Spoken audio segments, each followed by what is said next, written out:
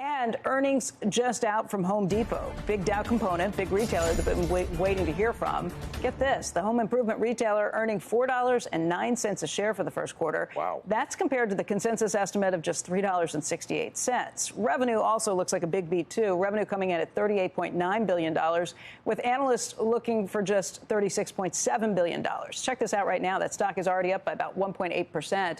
Comp store sales were higher, too. They were up by 2.2%, and analysts had actually been looking for a 3% drop in comp sales. So this is much better than had been anticipated. They were going up against some really strong numbers from the year ago period. So people had pretty tight expectations in terms of what to think. Joining us right now with his instant reaction on this is Brian Nagel. He's senior analyst at Oppenheimer. And Brian, I want to tell you a few more things on this. The company's also raising their 2022 guidance, looking for total sales growth and comp store sales growth of about 3%, operating margins of about 15.4%, and diluted earnings per share growth expected to be in the mid-single digits. This is a lot better than most investors were anticipating. How about you? Good morning, Becky. No, look, this is again, we're just digging through these numbers right now, but this is, a very, very solid, very, very strong, solid report from Home Depot. I mean, like you said, I think the real key here is that sales growth. A lot of concern out there in the market about home improvement spending, consumer spending broadly, but here we have literally one of the world's largest retailers, showing better than expected sales, and just the tone of the release, given what they said in Q1 and then the guidance, suggests that here's a company that very much expects this strength to persist through 22. The CEO, Ted Decker, gave a little bit of color around this. He said the solid performance in the quarter is even more impressive because we were comparing against last year's historic growth, and they faced a slower start to spring this year. Just says that this is a direct reflection of the associates' continued ability to effectively navigate what he calls a challenging and dynamic environment. Does that mean, look, they're going to give us some guidance that's better than it had been expected? They must be seeing something that they think is more than just a fleeting moment. Well, look, I mean, so Ted's comments, I think, will be very well received by the markets.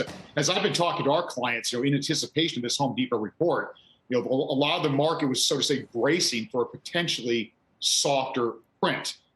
Like you just mentioned on Ted's comments with the weather, I mean, it was well documented. We had a slower start to spring.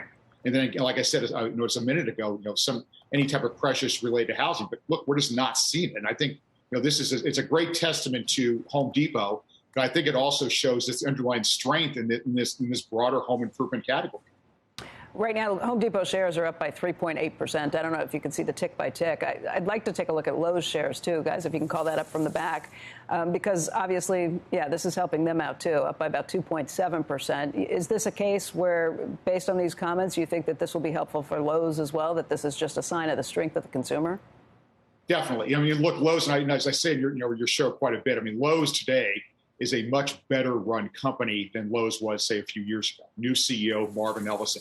I really think now, when I think of the operations of Lowe's and Home Depot, they're two very well-run companies out there. Lowe's is no longer the laggard. So when I hear positive comments like this from Home Depot, that my initial assumption is that bodes quite well for Lowe's. And of course, we'll hear from them tomorrow morning. But look, I mean, I think the narrative coming out of this will be, and again, all these concerns in the market about consumer spending and particularly home improvement spending, this is going to put those to rest for a while, because what we're seeing here is real strength. People are still spending on their homes despite, what these perceived headwinds.